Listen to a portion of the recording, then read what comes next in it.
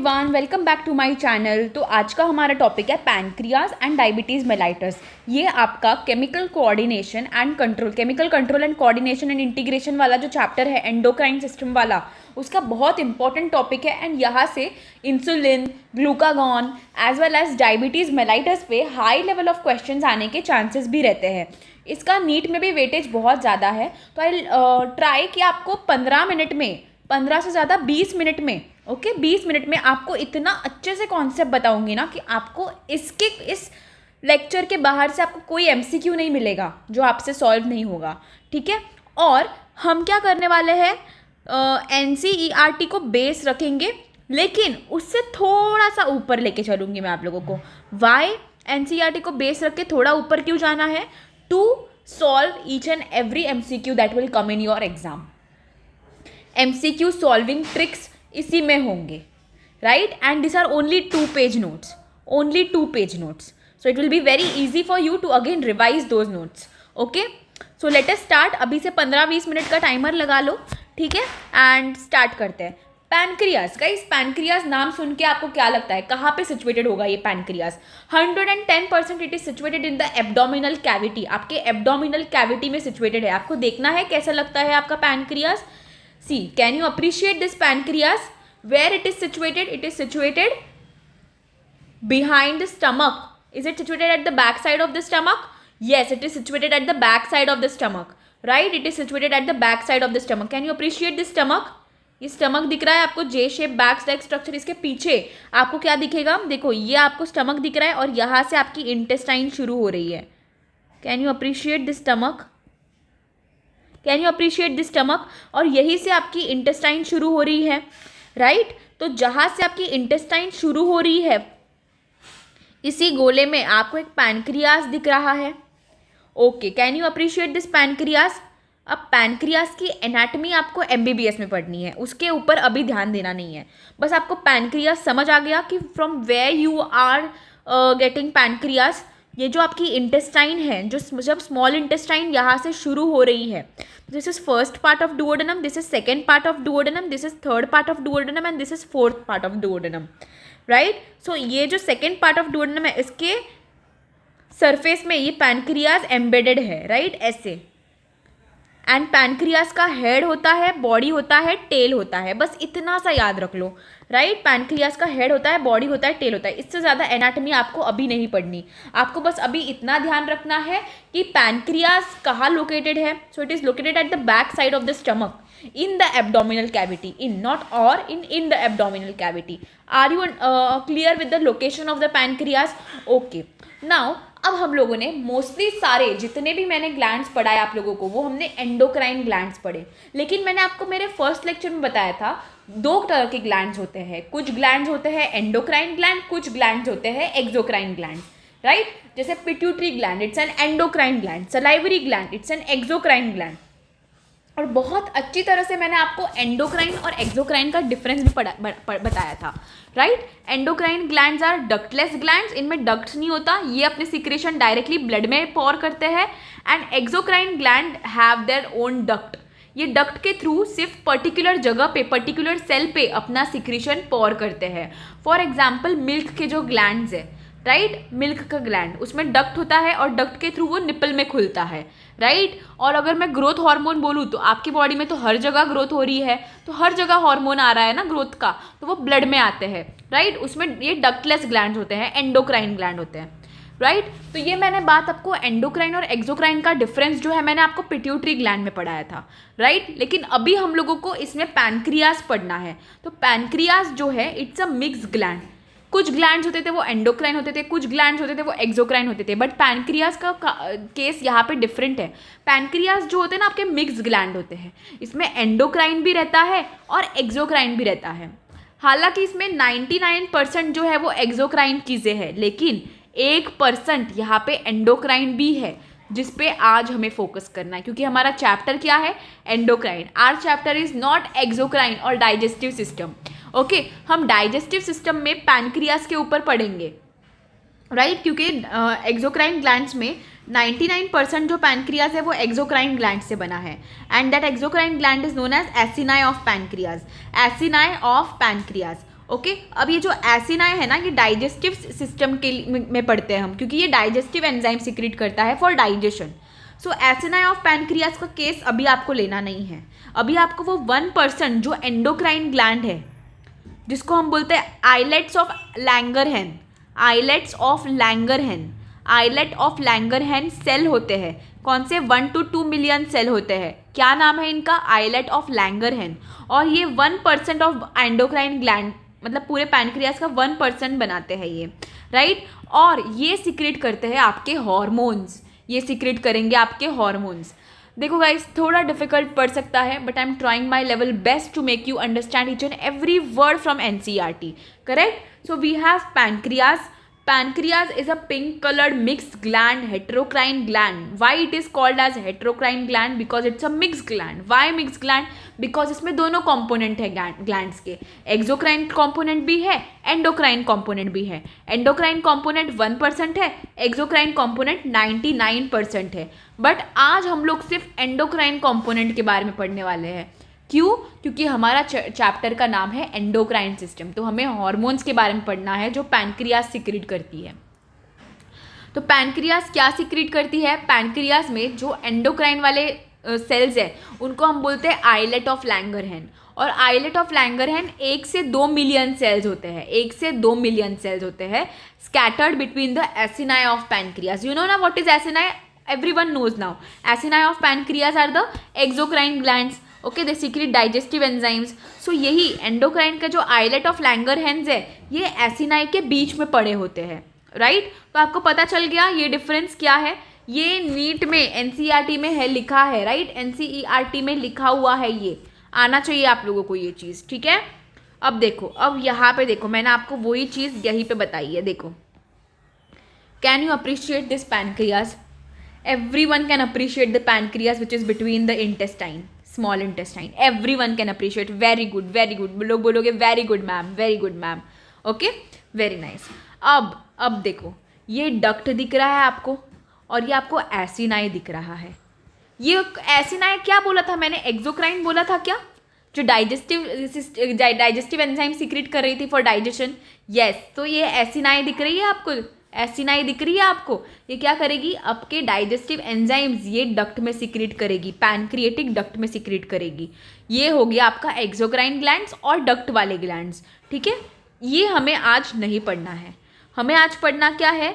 Endocrine gland, okay, endocrine gland. तो endocrine gland के लिए आइलेट ऑफ लैंगरहैन है, आइलेट ऑफ लैंगरहैन।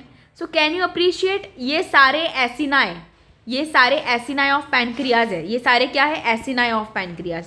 देखो, ये सारे क्या है? एसिनाई ऑफ पैनक्रियाज, ये सारे acini of pancreas.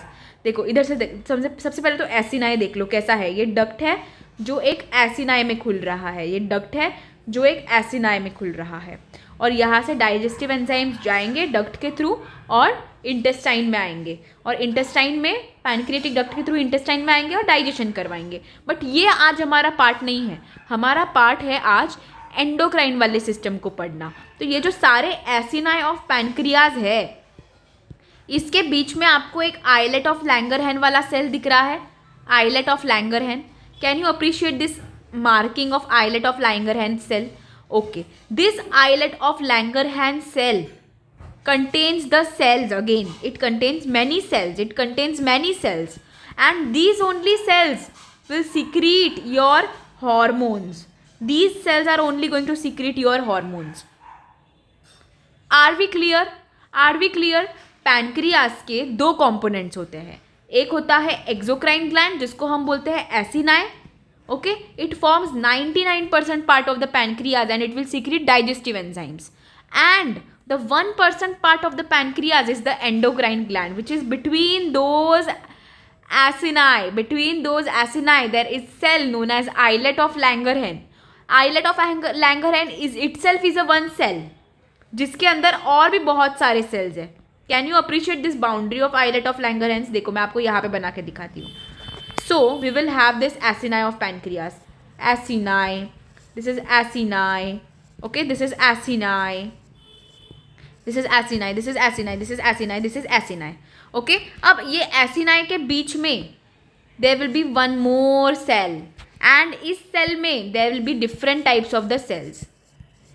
Okay, so this cell is what we call as islet of Langerhans. Islet of Langerhans. Langerhans ये सेल का नाम है. ठीक है, अब आइलेट ऑफ लैंगरहैंस में अलग अलग तरह के सेल होंगे. क्लियर.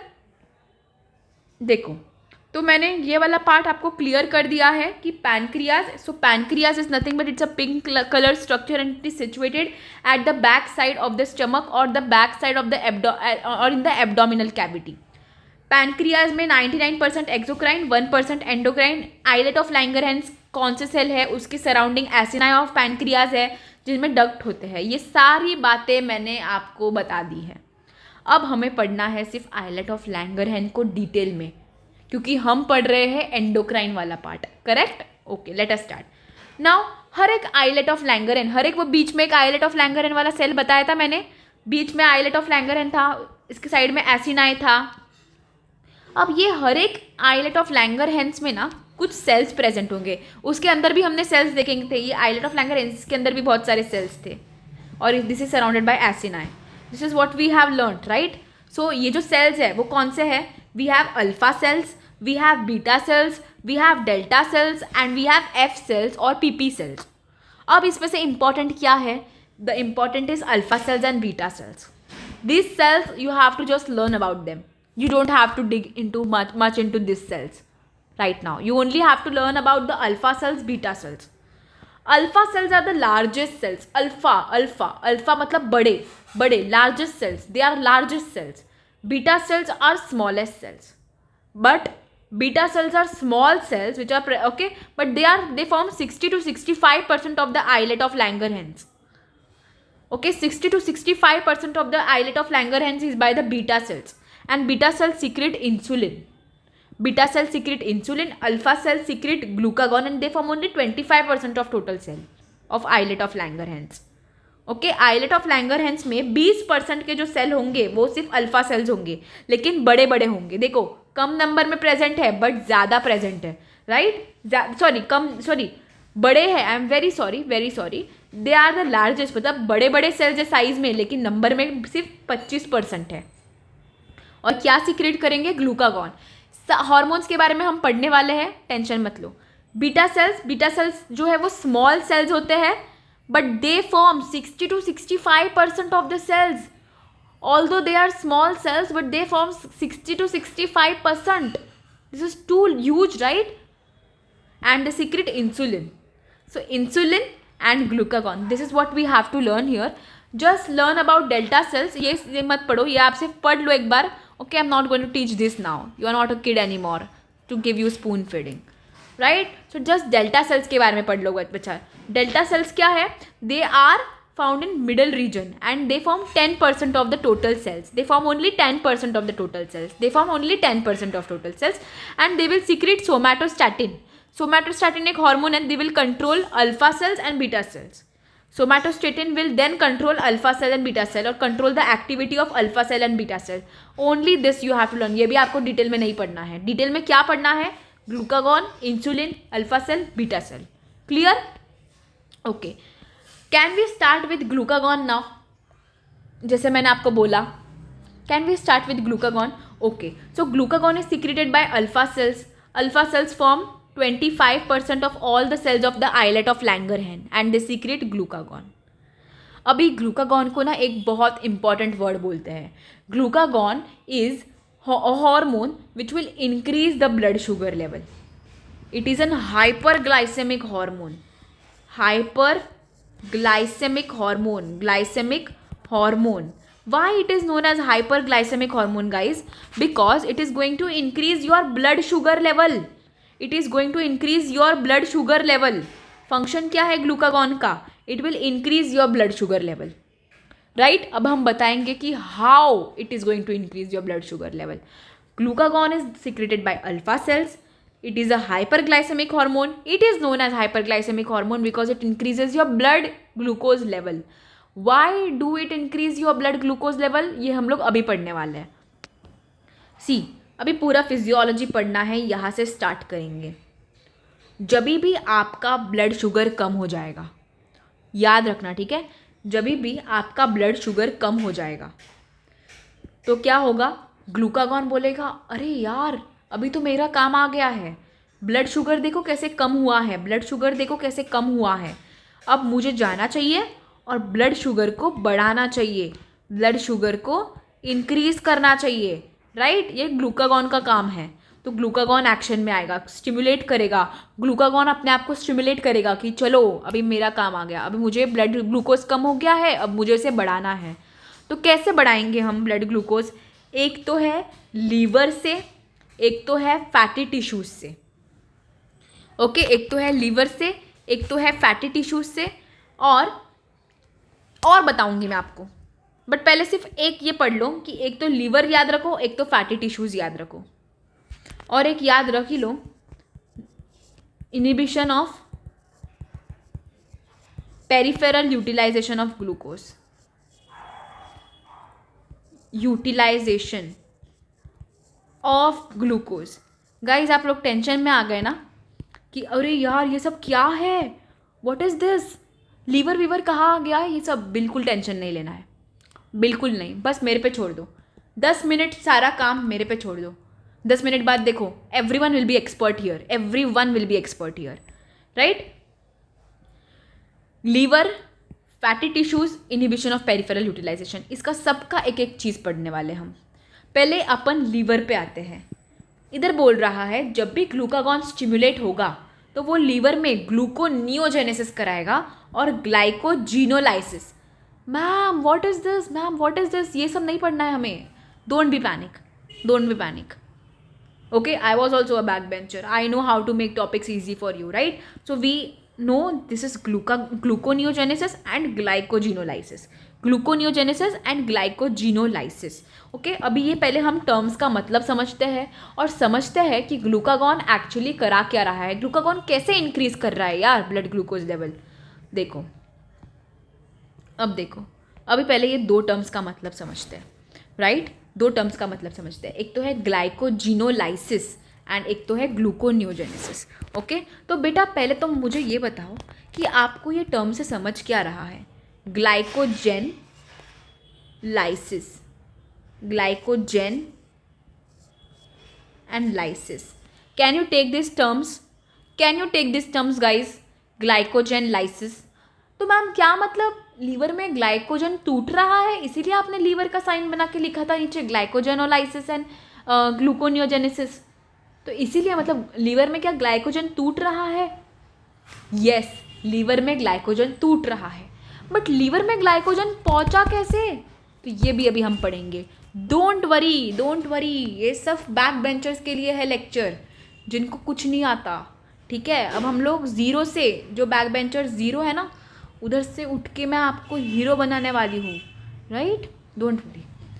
अभी वी हैव ग्लाइकोजिनोलाइसिस, राइट। अभी ग्लाइकोजिनोलाइसिस क्या होगा, suppose this is your blood vessel, अब ब्लड वेसल में क्या होता है, शुगर बढ़ गया, अब ब्लड वेसल में एक बार शुगर बढ़ गया, बस जो मैं सिनेरियो बोल रही हूँ ना वो अच्छे से दिमाग में रखो, आपने 2 चपाती खाई, ब्लड में शुगर का स्पाइक हो गया, अब क्या होगा, अब यहाँ आएगा इंसुलिन, इंसुलिन बोलेगा अरे अरे नहीं ज़्यादा शुगर हो गई तो डायबिटीज़ हो जाएगा, ज़्यादा शुगर हो गई तो डायबिटीज़ हो जाएगा, चलो इस शुगर को ना सेल्स के पास भेजते हैं, ओके, सो दैट सेल्स उस शुगर को लेके एनर्जी जनरेट करेंगे, okay.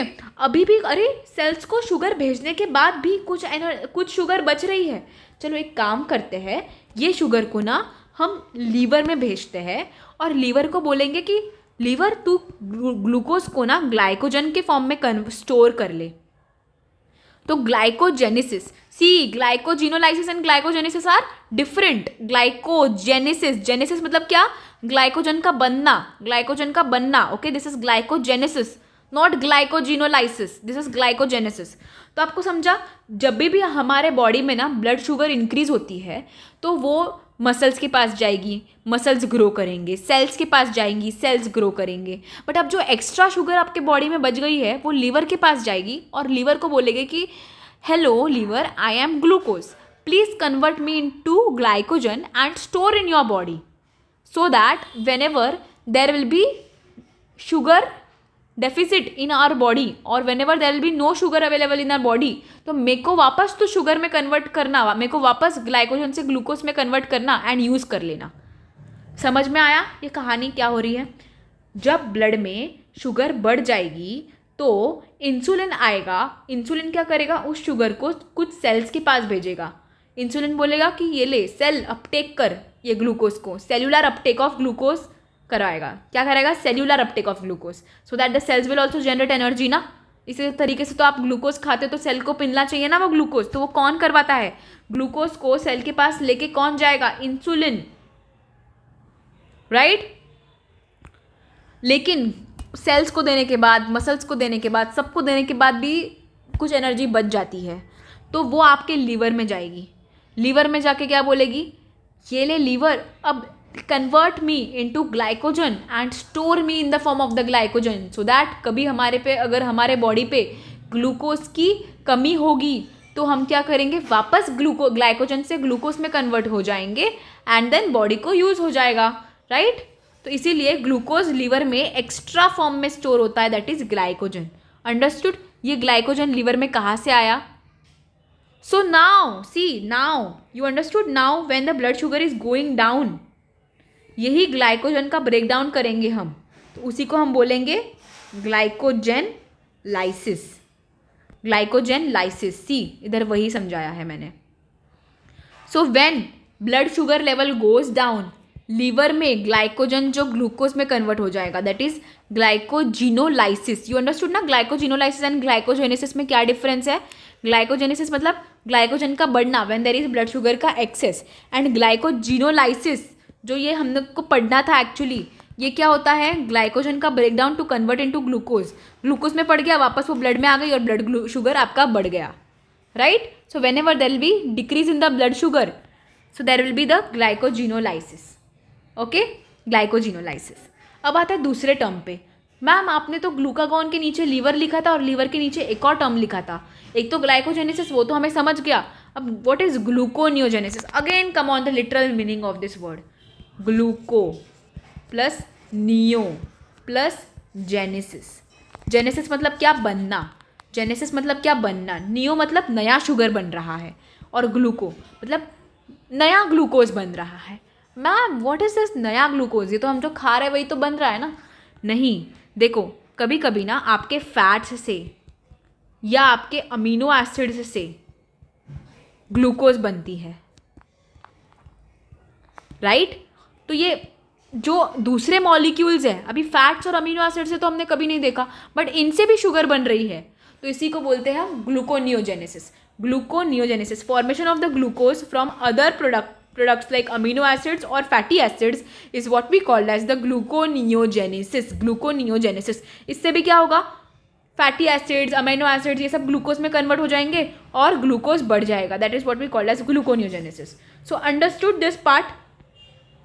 When sugar level comes down in the blood, your glucagon will get stimulated. It will stimulate the liver to do the gluconeogenesis and glycogenolysis. Gluconeogenesis and glycogenolysis.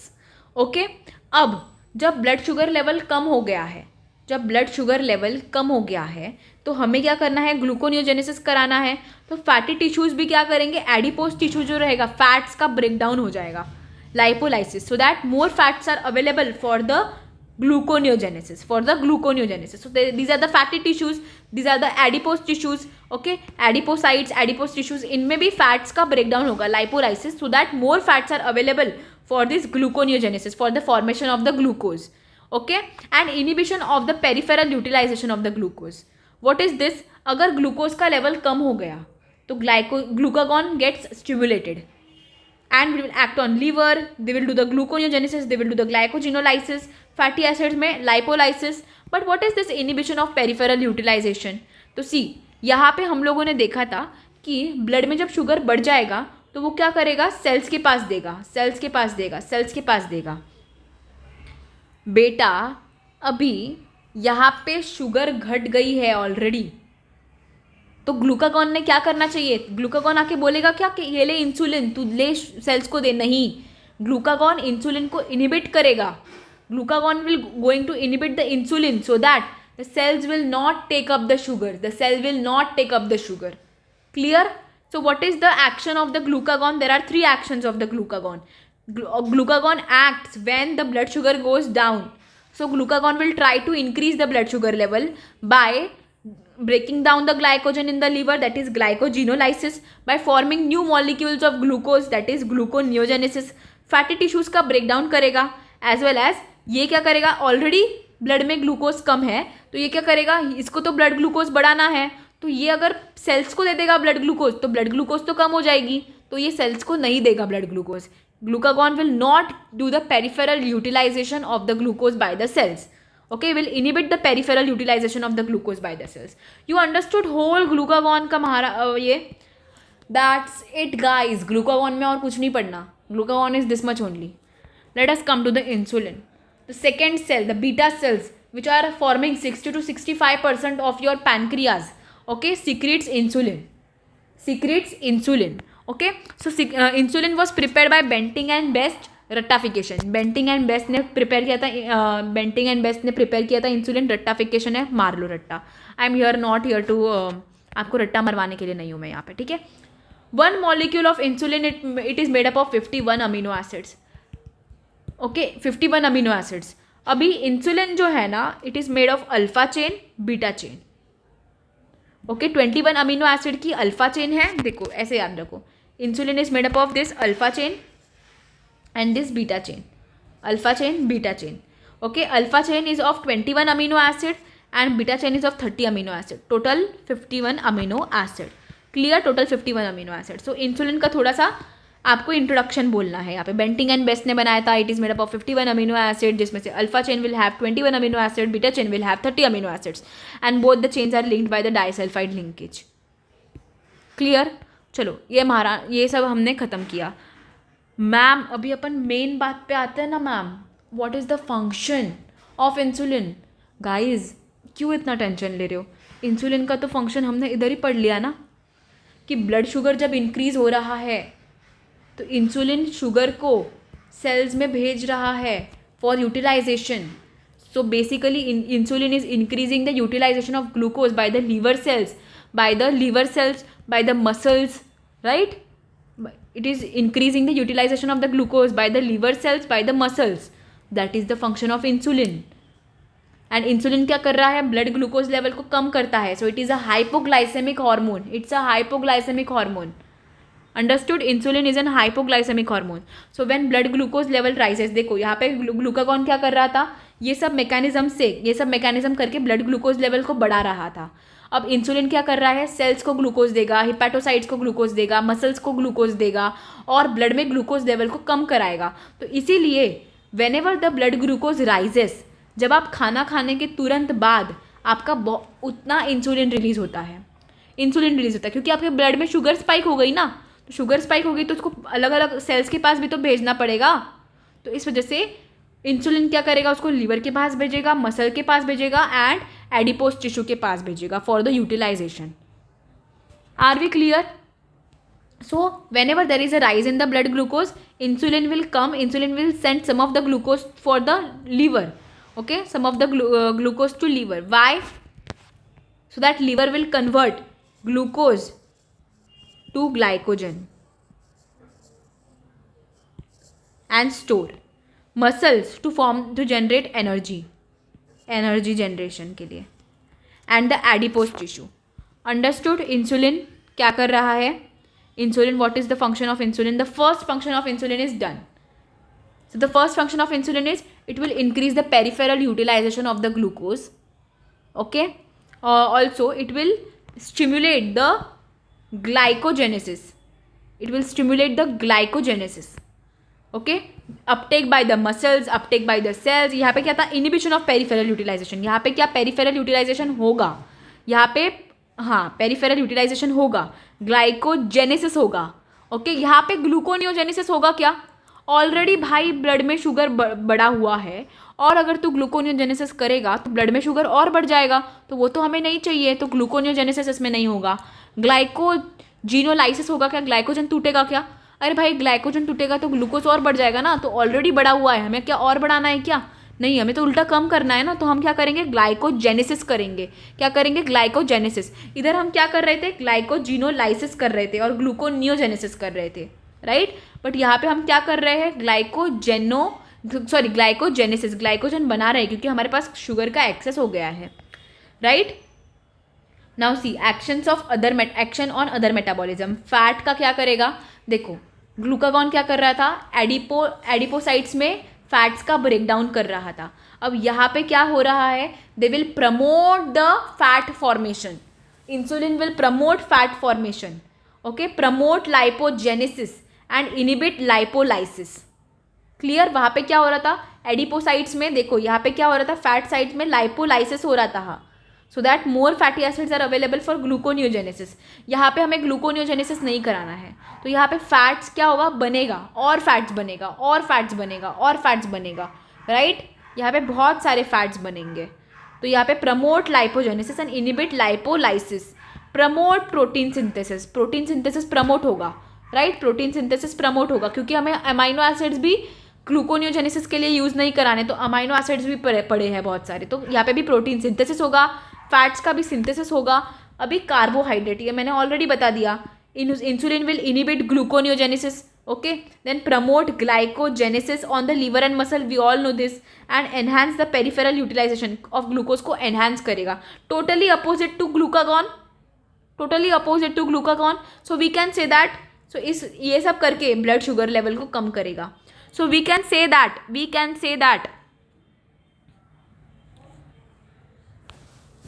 हाँ, तो अभी protein synthesis कैसे करता है, कोई भी protein synthesis कैसे करते हैं, yes, there will be the amino acids, amino acids का अपटेक होगा लीवर से और मसल से, अमाइनो एसिड से क्या बनेगा, प्रोटीन होगा, दैट इज अमाइनो एसिड का uptake by liver and muscle and result in the protein formation. So you understood, protein का सिंथेसिस होगा, there will be the uptake of the amino acid by the liver and muscle, not for the gluconeogenesis but for the protein synthesis, okay. Fats का क्या होगा, genesis होगा, fats का भी genesis, protein का भी सिंथेसिस। सिर्फ कार्बोहाइड्रेट में it will be everything opposite to what we learn in glucagon, clear, and there will be decrease in the blood sugar by insulin. Now disorders of blood, देखो अभी there are 2 disorders of the blood glucose के 2 disorder हैं, या तो blood glucose increase कर जाएगी या blood glucose decrease कर जाएगी। तो मैंने आपको बोला इंक्रीज कर जाएगी, तो इट्स अ हाइपरग्लाइसेमिक हार्मोन। कौन सा हार्मोन ब्लड ग्लूकोज को इंक्रीज करा रहा था, ग्लूकागॉन। कौन सा हार्मोन ब्लड ग्लूकोज लेवल को कम करा रहा था, इंसुलिन।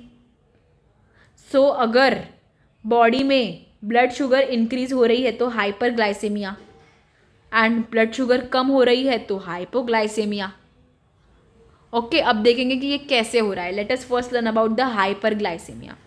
देखो हाइपरग्लाइसेमिया मतलब क्या, आप लोगों ने सबने सुना होगा, डायबिटीज़ मतलब क्या, ब्लड में शुगर प्रोलॉन्ग्ड रह लेती है, शुगर ब्लड में बहुत टाइम तक रहने की वजह से डायबिटीज़ हो जाता है लोगों को, है ना। तो अब मैंने बोला जब ग्लूकागॉन बढ़ेगा तो देखो हाइपरग्लाइसेमिया वाला कौन सा हार्मोन हाइपरग्लाइसेमिया कराता है, ग्लूकागॉन, राइट, ग्लूकागॉन। तो when glucagon increases insulin will decrease. So जब ये होगा ना, इंसुलिन डिक्रीज करेगा ना, तभी होगा आपका डायबिटीज़, एंड आपका स्टेट हो जाएगा, कौन सा वाला स्टेट हो जाएगा, हाइपरग्लाइसेमिया वाला, क्योंकि इंसुलिन क्या कराता था, ब्लड ग्लूकोज लेवल को कम कराता था। अब यहाँ पे इंसुलिन की डेफिशिएंसी हो गई, तो क्या ये ब्लड ग्लूकोज लेवल को कम कराएगा, अब क्या ब्लड ग्लूकोज लेवल कम होगा, नहीं होगा, तो ब्लड ग्लूकोज लेवल बढ़ता जाएगा क्योंकि इंसुलिन ही नहीं है ना कम कराने के लिए, तो इसीलिए उसी को बोलेंगे हम हाइपरग्लाइसेमिया, एंड उसी की वजह से होगा आपको डायबिटीज़ मेलाइटस। अब डायबिटीज़ मेलाइटस ना 2 तरह के हैं, एक तो है टाइप 1 डायबिटीज़ मेलाइटस, एक है type 2 diabetes mellitus, okay. One is type 1 diabetes mellitus, the other is type 2 diabetes mellitus. So what is type 1 diabetes mellitus? There will be not at all no secretion of insulin. Insulin secrete ही नहीं होगा, पूरा complete deficiency हो जाएगी insulin की, okay. क्यों, क्योंकि जो बीटा सेल्स है ना जो इंसुलिन सिक्रेट कर रहे थे उनका डिस्ट्रक्शन हो गया। और टाइप 2 डायबिटीज मेलाइटस, इसमें इंसुलिन बनेगा बट इंसुलिन जो है सेल्स में ग्लूकोज अपटेक नहीं कराएगा, ठीक है। इंसुलिन का काम नहीं हो पाएगा, इंसुलिन बन तो नॉर्मल रहा है, इसमें रेजिस्टेंस टूवर्ड्स इंसुलिन, मतलब सेल विल नॉट, सेल जो है ना, जो इंसुलिन से ग्लूकोज ले रहे थे वो सेंसिटाइज नहीं कर पाएंगे इंसुलिन को, इंसुलिन का रेजिस्टेंस आ जाएगा, इसकी वजह से इंसुलिन बनेगा तो नॉर्मल, बट वो काम नहीं कर पाएगा, राइट, वो काम नहीं कर पाएगा। तो अब इसमें हमें इंसुलिन देना पड़ेगा, इंसुलिन थेरापी करनी पड़ेगी, क्योंकि यहाँ पे तो बन ही नहीं रहा है ना इंसुलिन, ओके। एंड यहाँ पे हमें ऐसे ड्रग्स देने पड़ेंगे जो हमारे ग्लूकोज को सेल्स तक ले जाए, क्योंकि यहाँ पे इंसुलिन देके तो कोई फ़ायदा ही नहीं है, क्योंकि ऑलरेडी इंसुलिन रेजिस्टेंस है, तो इंसुलिन देके तो कोई फ़ायदा नहीं है। यहाँ पे हमें देने पड़ेंगे ओरल हाइपरग्लाइसेमिक एजेंट और ओरल हाइपरग्लाइसेमिक एजेंट्स, मतलब आपके बाकी के drugs, okay, OHAs, oral hyperglycaemic agent, बाकी के ड्रग्स देने पड़ेंगे, यहाँ पे इंसुलिन देके काम नहीं चलेगा। So you understood 2 types of diabetes mellitus. एक टाइप ऑफ डायबिटीज मेलाइटस जिसमें there will be no formation of insulin at all, why, because of the destruction of the beta cells, there will be complete insulin deficiency. Insulin deficiency हो गई तो आपको पता है ना क्या क्या होगा, इंसुलिन डेफिशिएंसी हो गई तो ब्लड ग्लूकोज जो है वो सेल्स के पास नहीं जाएगा, सेल्स के पास नहीं जाएगा तो ब्लड ग्लूकोज लेवल क्या हो जाएगा, इंक्रीज हो जाएगा और हाइपरग्लाइसेमिया हो जाएगा, इसी के बाद डायबिटीज़ मेलाइटस भी बोलते हैं, करेक्ट। 2 तरह के डायबिटीज़ है, एक में सिर्फ इंसुलिन नॉर्मली बन रहा है, सिर्फ उसका रेजिस्टेंस आ गया है, एक में no secretion of insulin because of the beta cell destruction. अभी इसके बारे में आप डिटेल में पढ़ोगे MBBS में, अभी इस पे सिर्फ इतना ही याद रखना है आपको। अभी इसके थोड़े सिम्टम्स, डायबिटीज़ के सिम्टम्स देखो यार, हर दूसरे घर में डायबिटीज़ होता है, हर दूसरे घर में आपको डायबिटीज़ दिखेगा। तो डायबिटीज़ है तो क्या है, ब्लड ग्लूकोज लेवल इंक्रीज है, ब्लड ग्लूकोज लेवल बढ़ गया है, ब्लड ग्लूकोज लेवल बढ़ गया है तो ब्लड क्या करेगा, ब्लड बोलेगा कि अरे भाई एक काम कर, ये जो थोड़ा ग्लूकोज है ना मैं थोड़ा सा यूरिन के थ्रू बाहर निकालता हूँ, क्योंकि बॉडी का मैकेनिज्म ट्राई करेगा ना ब्लड ग्लूकोज को कम करने के लिए, तो ब्लड ग्लूकोज को ये यूरिन के थ्रू बाहर निकालेगा। अब अगर आप लोगों ने थोड़ी भी ऑस्मोसिस पढ़ी है, थोड़ी भी ऑस्मोसिस पढ़ी है, तो आपको ये पता होना चाहिए कि अगर ये यहाँ पे है टैंक 1 और ये है टैंक 2 और इसमें मैंने थोड़े से पोरस मेम्ब्रेन है, this is your semi permeable membrane, semi permeable membrane, permeable membrane, this is your semi permeable membrane, correct, this is your semi permeable membrane. अब यहाँ पे मैंने एक पानी लिया है नॉर्मल और यहाँ में मैंने पानी लिया है उतना ही, बस यहाँ पे मैंने एक काम किया है, यहाँ पे ना मैंने सॉल्यूट्स बहुत ज़्यादा डाल दिए, मतलब बीच बीच में sugar salt, okay, sugar salt बहुत ज़्यादा डाले और यहाँ पे हार्डली 2, तो क्या होगा बताया आपको, ये जो पानी है ना, पानी will start moving from here to here, start moving from here to here, because from the low osmolality area to the high osmolality area, क्योंकि यहाँ पे बहुत ज़्यादा सॉल्यूट, यहाँ पे सॉल्यूट का प्रमाण हाई है, यहाँ पे सॉल्यूट का प्रमाण लो है, तो पानी H2O will start moving, H2O को चाहिए कि मेरे को खाना चाहिए, ऐसे समझो कि H2O is a solute lover, तो जहाँ पे वो देखेगा कि सॉल्यूट का प्रमाण हाई है तो H2O यहाँ से भी यहाँ जाएगा, H2O यहाँ से भी यहाँ जाएगा, understood, this is osmosis, understood. अभी यहाँ पे भी वही तो हो रहा है। अब अगर किडनी के ट्यूब्यूल्स में ग्लूकोज जा रहा है बहुत सारा, तो यहाँ पे ऑस्मोलैरिटी इंक्रीज़ नहीं होगी क्या, यहाँ पे ऑस्मोलैरिटी इंक्रीज़ नहीं होगी क्या, और यहाँ पे ऑस्मोलैरिटी कम हो जाएगी, यहाँ पे ऑस्मोलैरिटी लो हो जाएगी, यहाँ पे ऑस्मोलैरिटी हाई हो जाएगी, why, because lot of amount of the glucose is going, okay, so when glucose will go it will also take the water, so water and glucose will excrete together from the kidney into the urine, so इस वजह से there will be the glycosuria. What is glycosuria? Excretion of the glucose through kidney. Then we have polyuria. Why? Because अरे यार continue पानी excrete हो रहा है तो polyuria, इंक्रीज इन यूरिनेशन होगा, इंक्रीज इन यूरिनेशन होगा तो थर्स्ट भी बढ़ेगी, दैट इज पॉलीडिप्सिया, ओके। अभी क्यों, क्या, अभी देखो सेल्स को तो ग्लूकोज नहीं मिल रहा है क्योंकि इंसुलिन ही नहीं है, ओके। सी अभी क्या हो रहा है, मेरी बात ध्यान से सुनना, this are your blood glucose, okay, this is your blood glucose, this is your blood glucose, insulin नहीं है, सेल्स को सेल्स को ग्लूकोज नहीं मिल रहा है, so blood glucose level increase हो जाएगा, right, blood glucose level increase हो जाएगा. तो now cells not getting food, not getting glucose, cells are not getting glucose, they will generate energy by breaking down fats. Breaking down fats, we all know, right? By breaking down fats, ketone bodies will form as a result. Ketone bodies will form as a result of the fat breakdown.